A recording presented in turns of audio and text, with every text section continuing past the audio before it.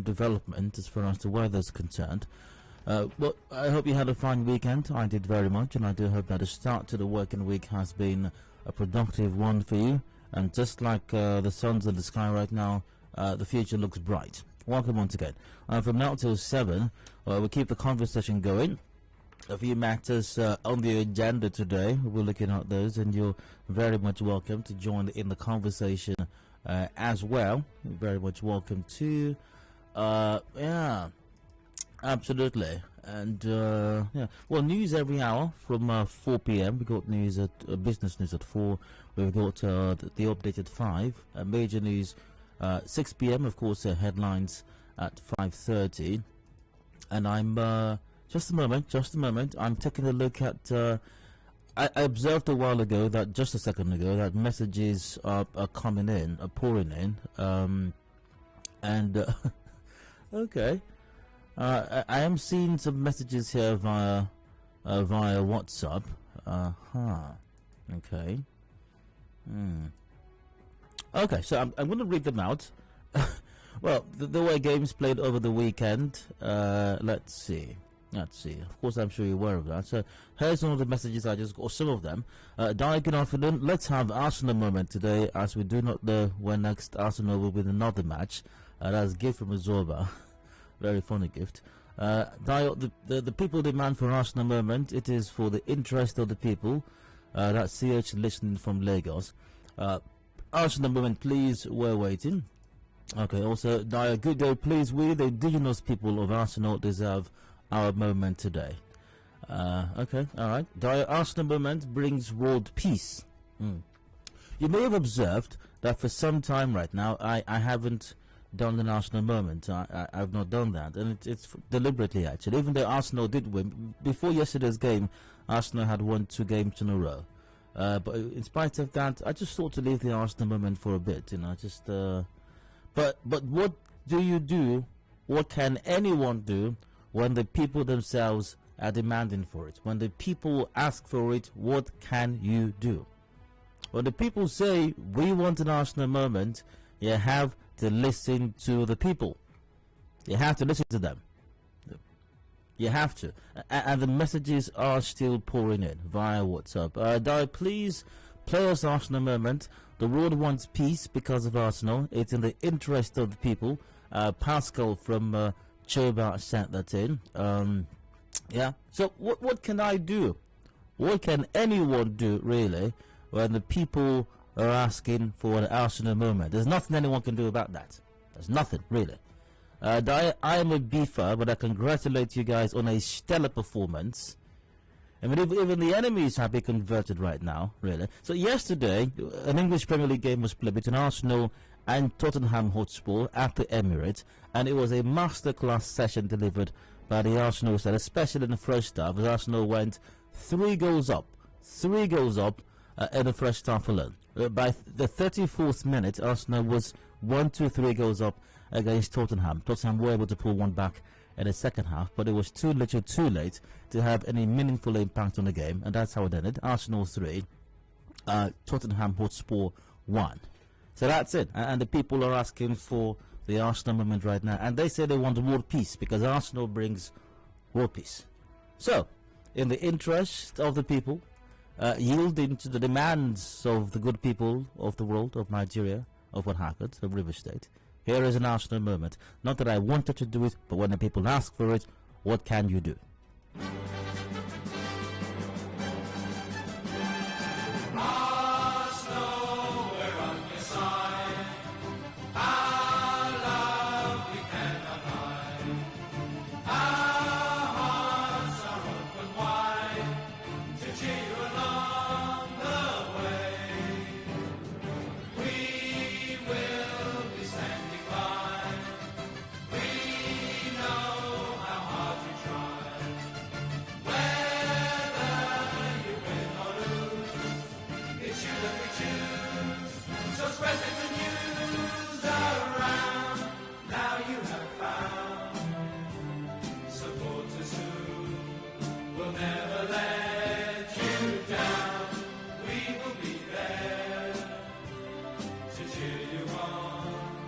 Singing a song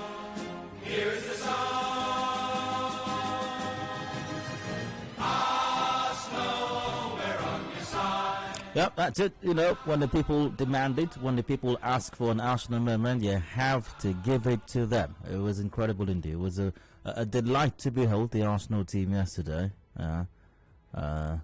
A delight to behold. Amos Amigo says that other teams need to learn the Arsenal model in order to win games. We need good people to demand for the Arsenal moment. And they're doing that. The people are doing that. All right. And all we are saying, give us Arsenal moment. All right. Arsenal is on ground with big structure. No. Arsenal doesn't do that. No. Nigerian politicians do that. Honourables and excellences do that. Not Arsenal. Thanks for the Arsenal moment. We shocked Man U and Chelsea over the weekend. That's some smart, Michael. Yeah. So, you see, well, I hope you enjoyed it, basically. So now that that's out of the way, the people have got what they want. Let's move on to the conversation right now. So, I've got side comments coming up in a moment. Random stories, random thoughts of mine, which will not be discussed right now. And then I have a rant coming up after that. You can express your thoughts and my thoughts all the way till 4 p.m. Before we've got business news coming up. After that, FCCPC has come to the rescue of power consumers, electricity consumers, that is. The FCCPC. And you're probably wondering, what the heck is an FCCPC? Really? You never heard of them? Really? You never heard of the FCCPC? They're like a superhero. Really, that's what they are. Just rescuing the good people of Nigeria. Well, the FCCPC is the Federal Competition and Consumer Protection Commission, and they're asking. They've organized something. They've come to the rescue, to the aid of consumers, as the FCCPC is hosting an electricity consumer complaints resolution platform in Port Harcourt. Yeah, that's indeed. What exactly does that mean, even? What does it mean for you, a consumer of electricity? Can you even get justice against power companies? Is it possible? Well, we'll be discussing this later on in the 4 o'clock hour. Absolutely so. And I've been having a guest for that conversation. Johnson OC, regional coordinator, regional head of the FCCPC, will join me for that conversation in the 4 o'clock hour. And that takes us to 5. The news update is up at 5. And after that, a principal has declared his own school uniform. A state-run school, or public school here in Port Harcourt, the principal of that school has decided that JSS 3 students will begin to wear a special uniform that's been sold by this principal. Remarkable stuff indeed. I came about that information earlier on today, and we'll be discussing it in some detail. I'll be having a guest for that conversation. I will not be disclosing who my guest is at this time, but my guest is someone who knows deeply about that situation, a lawyer and a parent also, or a guardian of a warden in that school. We'll x-ray that situation in the 5 o'clock hour after the updates. Now, headlines 5:30, major news at 6, open season top after that. If you miss out on contributing to a matter on the show today, I'll take your thoughts during that period till about 7, when the show comes to an end, as usual. So that's it for today's edition of Hard Facts. Let's get right into it then, starting with today's side comments, random stories and thoughts once again. A reminder, they're not to be discussed now, but very likely during the open season segment. And the situation of things is still heating up with the APC here in Rivers State, as former Senator, Rivers Southeast Senatorial District, Magnus Abe, says he still remains a member of the APC. Senator Abe said this during an APC meeting at his residence in Bera, Gokana local government area. He said it is impossible for the APC to exist in Rivers State without him and his supporters. Let's hear what a senator had to say about this situation. It's raging in the party in the state. We are members of the All Progressives Congress. Nobody is going to push us apart. It will be impossible, I repeat the word impossible, to do the politics of APC here in River State, without you and me, nobody should shake. The APC under President Buhari does not belong to any one person. It belongs to all of us. No matter your power, no matter your money, without the people, you cannot do politics. 6 years now, we don't talk, say we not agree. And that's why we talk, and that's why we stand. Any day when they're ready, we do. A political party is about gathering people and winning election. You cannot build a political party to destroy one man. And the drama continues in the APC here in River State. And it does look like, I mean, this is no prophecy now, but it does look like they might be on course to repeat the misadventure of 2019, when the party could not field candidates in the general elections. But we'll see how things go. We'll keep an eye on that situation, obviously. And let's see, was there anything else that caught my attention on the news today? This moment.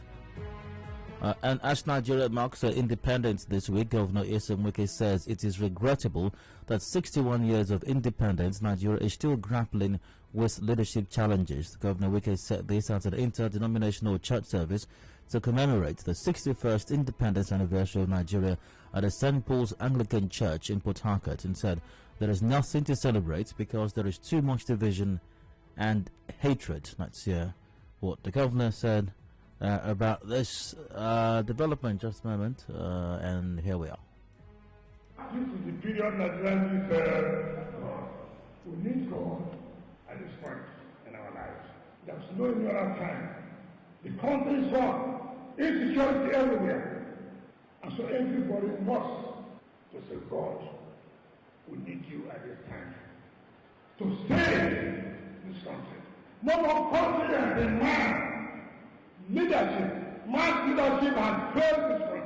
61 years old, Nigeria is talking about enmity, hatred, division. 61 years old, where is this station? I totally agree with the governor. 61 years, and possibly the biggest problem Nigeria has is leadership failure crisis. The governor is absolutely correct. Everywhere, at federal level, at the state level, at the what I like to refer to as a non-existent local level. It's a horrendous situation, a leadership vacuum, and all we have are people. Mostly what we have are people with titles and honorables and excellencies who have absolutely nothing excellent about them. Yeah, Nigeria has been plagued with people who occupy positions who don't even understand, have any idea or clue as to why they're occupying those positions. As far as they're concerned, they are honorables or excellencies, so that they can go about in bulletproof SUVs with DSS and Mopo, and shout orders at people, and people pledge their loyalties to them and amass as much money as they possibly can, more than 10 generations unborn can possibly spend. That's it. That's the job description. And then to keep the people happy, to keep the people occupied, you know, we may flag off some things every now and then, and flag off and organize groundbreaking ceremonies, and as many commissionings as possible as well, and go for inspection, you know, to give the impression that something meaningful or tangible is being done as far as the welfare of the populace is concerned. And every 4 years, we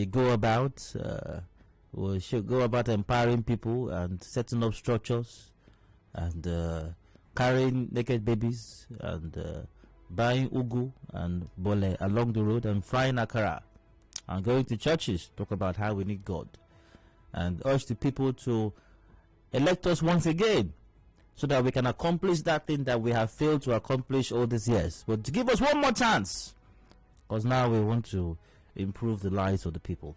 It's a terrible situation. But I do hope that, as His Excellency the Governor has identified this, I hope the good people of this nation come to terms with this realization as well. But even beyond that, accept the reality that only us, only them, only the people can change this narrative. Not honorables, not excellencies, not even churches. No. It's the people who've got the power.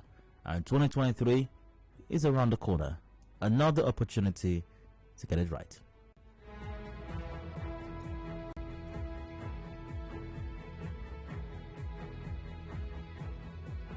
Alright, so I think that might be it as far as today's side comment is concerned. Well, the resident doctor situation with government still continues.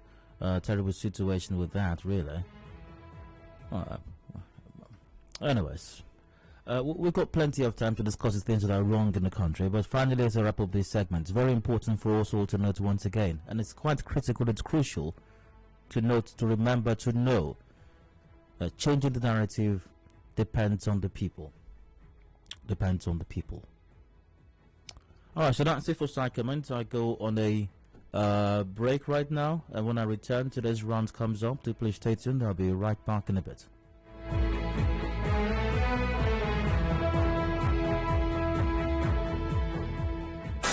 Keeping up with political issues and developments around you, only on Nigeria Info.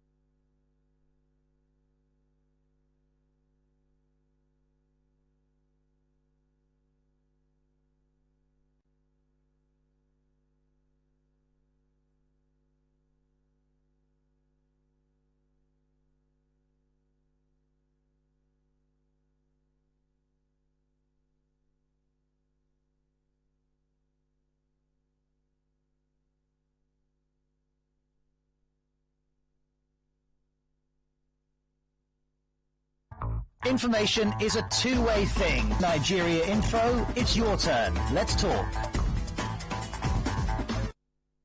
A clean surrounding is a collective effort. Diseases could be avoided with good hygiene practice. Be more responsible with how you dispose waste products. The environment will be better looking without litter and exposed garbage. We love our city clean. This message is from 92.3 Nigeria Info.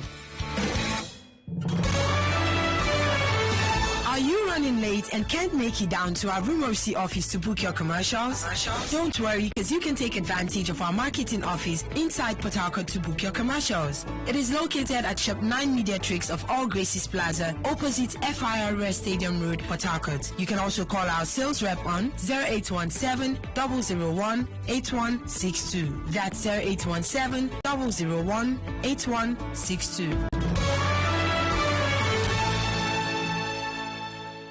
Information is a two-way thing. Nigeria Info, it's your turn. Let's talk. And now, Hard Facts. Hard Facts with Dio.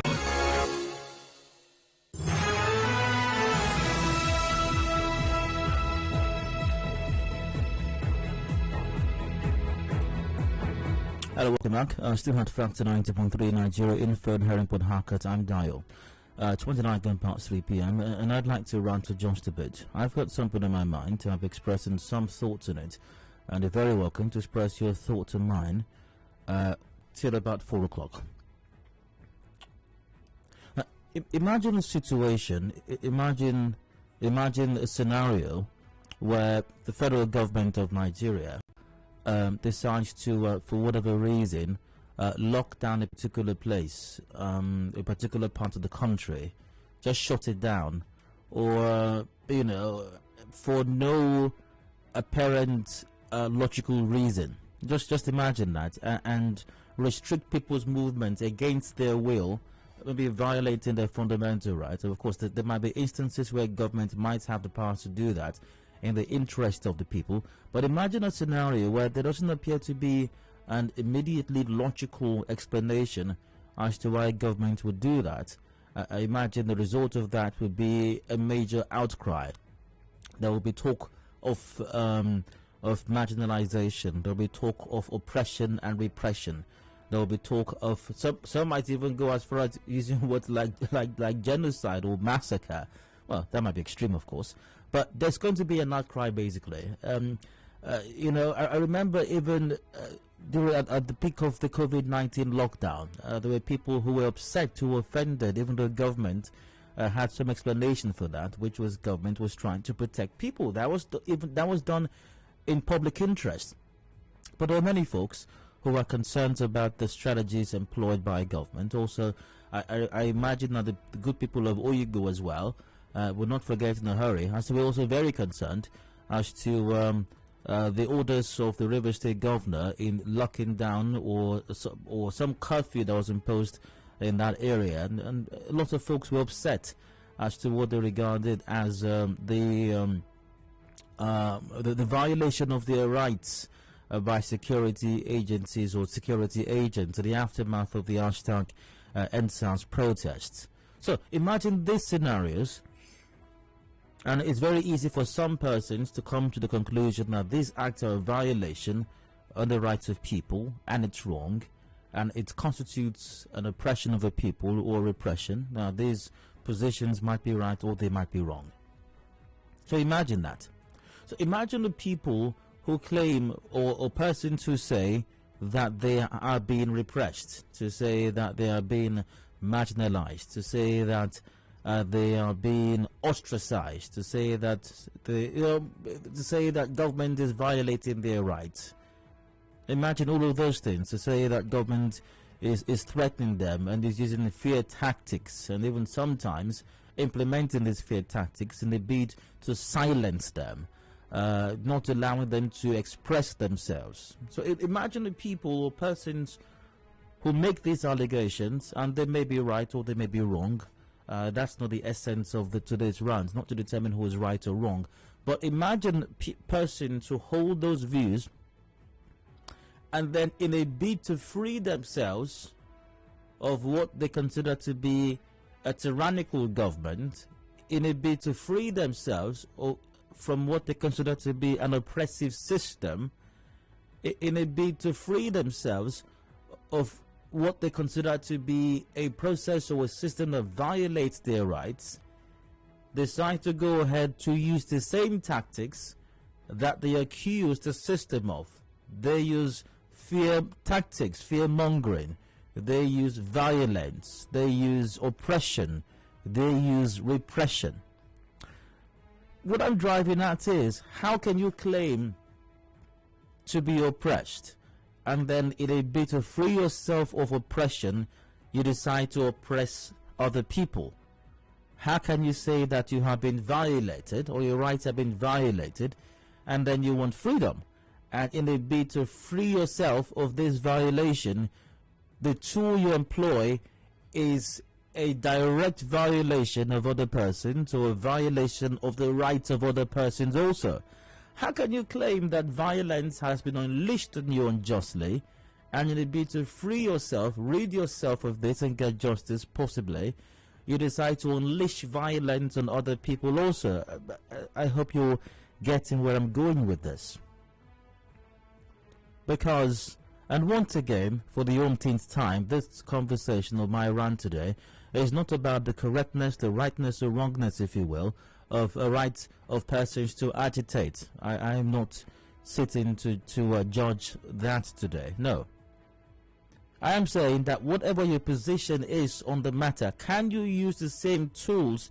Can you use the same processes? Can you use the same practices that you accuse some person of, which is oppressing you and violating your rights, in a bid to get this freedom you so very loudly profess and claim to be trying to get, not just for yourself, but on behalf of a certain people as well?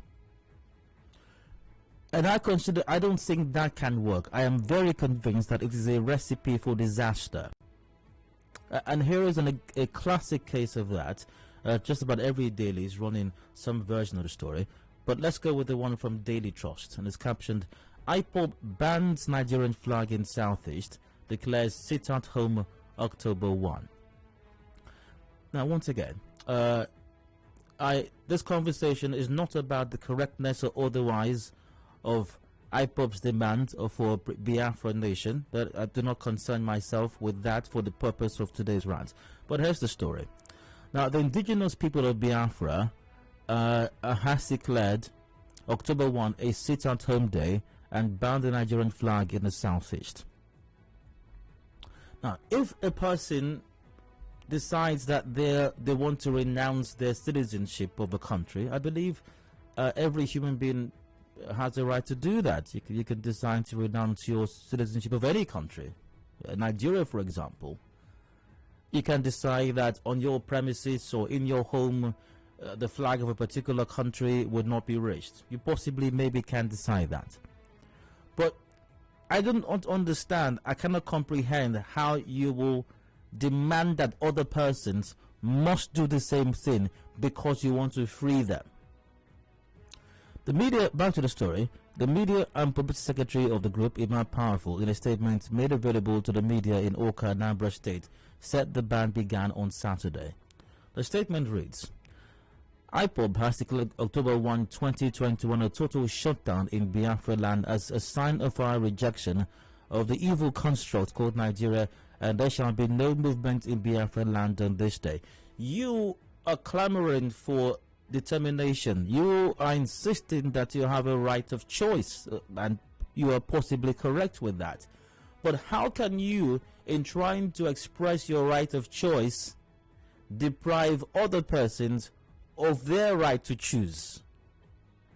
You're saying we have a right to self-determination. It's enshrined in it's upheld, it's identified by global international organizations and all of that, and that's totally fine. And you say that we want to choose, we have a right to choose, we have a right to self-determination, and in trying to express that right, you deny other people the right to also determine for themselves what they want. Back to the statement. Also, the IPOB has declared that from today, September 25, 2021, all Nigerian flags mounted anywhere in Biafra land must be brought down. What if there's somebody in this, whatever area it is that's identified as Biafra land by IPOB? What if there's some other person there, even of the southeastern origin, who likes the Nigerian flag, who wants to be a Nigerian, and who wants to raise the Nigerian flag at their home, who wants to celebrate or at least identify that Nigeria's Independence Day is October 1. Does that person not have a right to choose for themselves whether to identify with IPOB's position or identify with a position that's entirely strictly theirs but does not conform or align with how IPOB perceives things? The IPOB leadership will communicate to banks directly and give them a reason they must peacefully bring down Nigerian. Now listen to this. This part of the statement is extremely funny. The IPOB leadership will communicate to banks directly and give them a reason they must peacefully bring down Nigerian flags in their banking premises before we do it ourselves in our own way. What does that mean? You are saying we will communicate to businesses, banks in this case, peacefully, give them a reason they should bring down the flags peacefully, and then on the other hand you say that before you do it yourself in your own way, employing fear tactics. The same thing that you accuse the current system, the Nigerian state, of doing. You say that they are killing us, they are killing our people, they are marginalizing, they are threatening us, they are dealing with us in an unjust way, and then you employ the same what you accuse the Nigerian state of doing, or the existing system structure of doing. You're employing the same sin that you accuse others of doing in a bid to free yourself of oppression you're employing oppressive tactics as well. Back to the statement. Everybody must strictly adhere to this directive. You cannot compel people to follow an ideology. They have to buy into it. You do not force people to. You do not threaten them to submission, because once again, that is what you have accused the system of doing to you. Everybody must strictly adhere to this directive. We want to let the world know that Biafra land is not Nigeria and shall not be. A word is enough for the wise. What happened to the rights of people in the southeast to choose for themselves? I thought the whole essence of this was to rid the people of oppression, of repression, of a violation of their rights. So assuming that were correct, and that is what we're trying to accomplish here, then we are also oppressing the people, we're repressing them, we're violating their rights to movement, we're violating their rights to conduct themselves peacefully, we're violating their rights to earn a living, to work, to set up businesses, open these businesses, transact or make economic transactions to be able to improve their welfare and the lives of their loved ones as well, their dependents. We're violating those rights because we want to free them. How does that make any sense? How? How? And some time ago, in one of my sessions where I delivered a rant, I think I titled that, or I captioned that, "Test Every Spirit." You cannot claim to be offering people a better life, and the machinery that you choose to give them that better life is to kill them, is to threaten them, is to compel them, to force them. You want to give them freedom, you're employing slavery. How does that work? Is this an example of how the people would be governed if, perchance, tomorrow or some other time in the future, there is a Biafra land? Are we going to go about beating people up? I mean, there's several videos online, you can see for yourself, when IPOB members and ESN, their militia wing, some of the dastardly things that they've done because some persons did not conform to certain other orders that they have issued in the past. Is this what people are to look forward to? A Biafra land where oppression, where repression, where violation of rights is the order of the day, where anybody can wake up one morning and say, "I order you to do this, and if you don't do this, you will know. You will know. You will see." Where people's rights to choose for themselves, to freely associate, those rights, they've been stripped of those rights.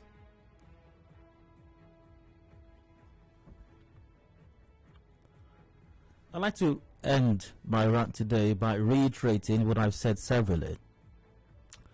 My concern in delivering this rant is not about the rightness or otherwise of a Biafra agitation. No. It is with the methods that some persons, especially the IPOB group, is going about to accomplishing this. You want to free people, you claim, but you employ fear tactics, you employ violence, you employ oppression and repression in a bid to do that. And I confess, in a million years, I can never comprehend that or come to terms with such a strategy. On that note, I end my round. Thanks for listening. I hope you were not bored. Any thoughts of my lecture? The numbers are the same. The lines are up, and we got 0817 93 0002 or 0003, 0817 93 0007. I believe we're live on Facebook as well, facebook.com/Nigeria Info PH. on YouTube as well. So search for Nigeria Info PH, and WhatsApp is on 0809 0306416. Please keep it brief and straight to the point. I've got a Tony on the line from OGRA. Tony, you're welcome. Go ahead. Yes, you've spoken ideally, but you and I know that in reality, an individual that has an exception to the proposal of the IPOB movement cannot withstand a mob, a group of thugs, or a violent crowd at that, and which is what they do there. So even if you are different about what they are doing, you don't have the defense. That's the point I was making, Tony. That's the point I was making. I'm not. My rant also was not directed at those who feel forced or who feel compelled to sit at home, even though they may not want to. You're right, because if they do decide to come out, and I mean, who knows what's going to happen to them? Yes. On the other hand, we pay taxes. We expect our state police, state security apparatuses and agencies to protect us. Because in this kind of case, for the man that is different, he should be protected, to be seen to be protected. Not saying that, don't worry, there is peace, you can go about your lawful businesses, your usual rhetorics. No. To be seen. We don't see that. They are good at selective protection. The bourgeois who can afford it. So you see them protecting the who is who, the rich, the influential people. They are good at selected targets, those who they see as a single man that is a threat to them. Permit me, I've said it over on your station. My experience in Israel, I was a visitor, a stranger. I went for tourism. Despite the volatility of the region, they created peace that I was oblivious of the tension in the land. They gave us routine drills. Anytime you can hear rockets take off and all that, go to the bunkers. We were transiting from one point to another point. We didn't know that their state security was protecting us. Some Arab guys were pursuing us to sell their goods. So we were saying Nigeria buy, because we are spending dollars. Unknown to us, they would just start. They watched them and they were coming after them. So they got to the point, they packed, and they were watching to see whether the guys will harass us. And they are littered everywhere. Why can I have that in Nigeria? In order to go. Tony, we have to wrap this up now. I do appreciate your point, and that's a valid point, by the way. Government needs to protect the people. Yes, but beyond that, Tony, the essence. Tony, great to hear from you once again. But the essence of my rant once again is the methods being employed by IPOB. That's it. Of course, there are many sides to this conversation. Why isn't government protecting the people as well? That's a very valid point. But the essence, the focus, is the methods employed by IPOB. I've got Isaiah on the line. You're welcome. Go ahead. Yes, Dayo, good evening. Hi, go. One thing about you, Dayo, is that you eat the truth, and that is the truth. The gospel must be told. See, the point is that even when you live among them, you see them quarreling, fighting, and using their own mouth to say that if this thing we are struggling come, is it how we are going to go about it? That the Nigerian mentality will still be in us, we still fighting, and within a short while you see there are other groups will spring up among us and agitate. So we keep telling them that this thing, that is, people see that it is a technique that is getting hold of the gullible ones among them. How come the rich among them is not joining them in the struggle? It's because of the lifestyle. You can see that their lifestyle is very, I think even the federal government was not mistaken to tag them what they tag them, because that is what they stand for. I'm sorry to say it. Thank you. Okay, we're going to Desmond from Upper. Good day, go ahead. Hello, Desmond. You're welcome, go ahead. Can you hear me? Go ahead, Desmond. My name is Desmond. I'm calling from Desmond, please go ahead.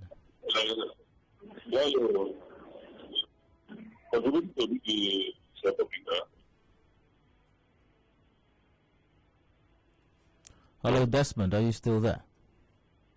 Okay. All right, I have to move on.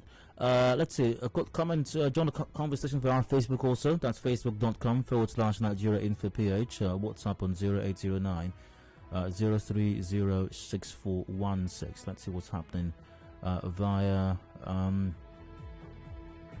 Facebook. Prince goes, hello, Doc. It's true that freedom comes by struggle. However, the act of violence against oneself is not the key, rather a look-alike of oppression. Okay. AJ Samuel goes, like I always say, they're starting something they can't finish. It has entered intimidating people's stage. Alright, let's go back to, I've got comments via WhatsApp also. I will be, okay, I'll get to that in a moment. Let's go back to the phone lines now. I've got Johnson.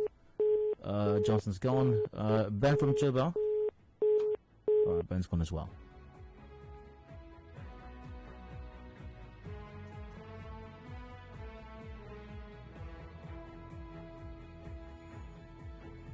Well, to WhatsApp. Stanley from Mojo goes, Dyer, I am from the East, and frankly, these guys are pathetic and lack a sense of logic. I hope they also plan to bring down Nigerian flags at police stations and army barracks. Honestly, this so-called IPOB is not worth identifying with. Hello, for me, if they're serious about actualization of this Biafra, they should simply go to Abuja and bring all the Lithuanian government or National Assembly back home, instead of causing hardship to their fellow poor masses who are struggling to get food for their table. Very pathetic indeed. That's from Ghanaian. If these people ever have Biafra, I pity the citizens. They will be treated worse than animals. An African proverb says, from Saturday we get to know a good Sunday. That's Mike from Ruma Olu. I've got David from D-Line. You're welcome. Please go on. Good afternoon, Dayo. Hi, go ahead.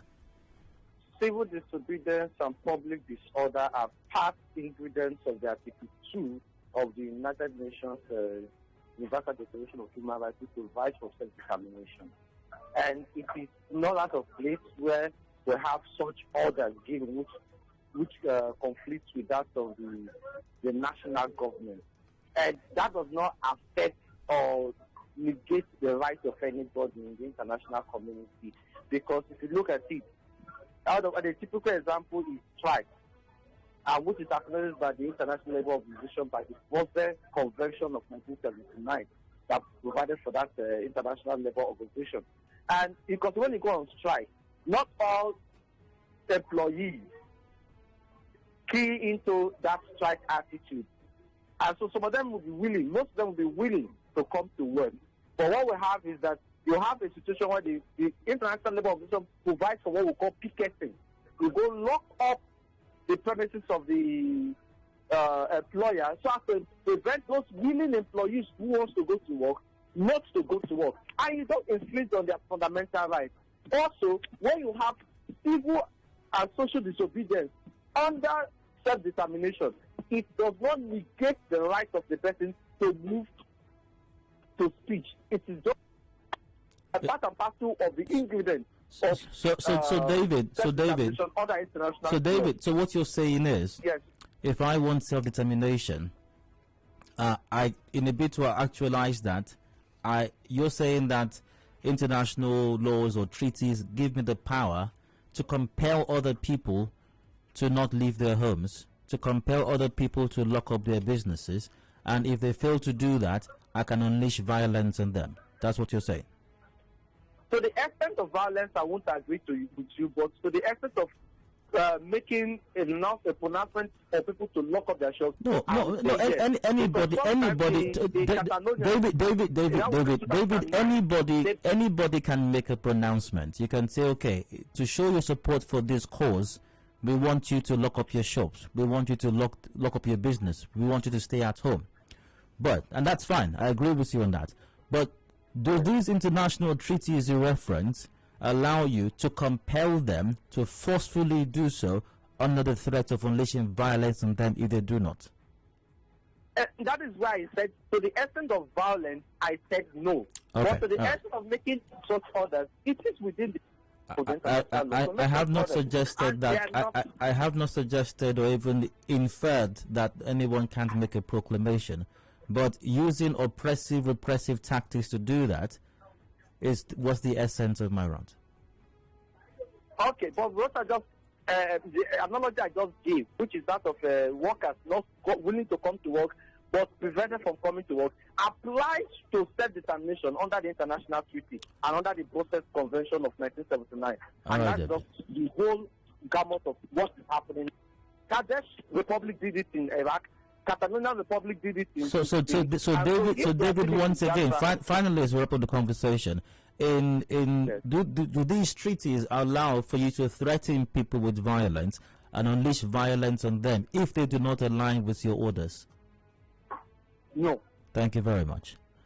All right, great talking. I've got Barry from Gokana. Barry, welcome. Please go on. Good afternoon, Dayo. Hi, go ahead. My name is Barry Diadam from Bera in Gokana local government. You see this approach by this. Hello? Are you still there? Oh, I guess not. We've got 4 minutes to go before 4 p.m. We've got a few comments via WhatsApp. I will describe the method being used by IPOB as Talibanism. That's Amos from Elime.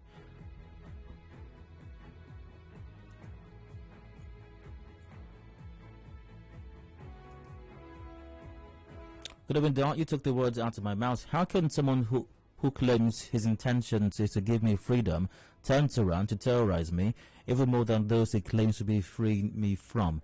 There's so many messages here. Hello, Dio. I'm from the southeast, but I know an IPOB government will be worse than the Taliban. Please, the caller should note, no one can compel me to stay at home when I don't want to. That's some...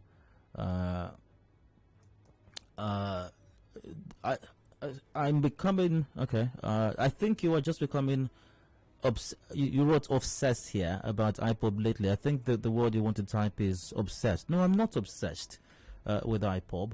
I am obsessed with the rights of every Nigerian being upheld. It doesn't matter if you are in the north or in the south or the northeast or in the southwest or in the southeast. I'm obsessed with that. I'm obsessed with the rights of Nigerians being upheld. I'm obsessed with their rights to freedom, their right to life, their rights to engage in economic activities or law-abiding activities that would take care of themselves and ensure their well-being and the well-being of their loved ones and dependents as well. I am obsessed with that. And it doesn't matter who is oppressing them or who is trying to take away that right from them, whether it's the Nigerian state, whether it's some persons who call themselves IPOB. It doesn't matter who it is. And like that caller, I think the last caller I spoke with extensively did say, yes, people, and the essence of my rant today was not to determine whether IPOB or any other group is right or wrong in seeking self-determination. That's not the point. But the point is, how can you try to free your people, as you claim to, by oppressing them? How does that work? Where's the logic to that? Where's the logic to that? Where's the sense in that? Just about 4 p.m., a commercial break now. We got the news top of the hour at 4, and discussions continue afterwards.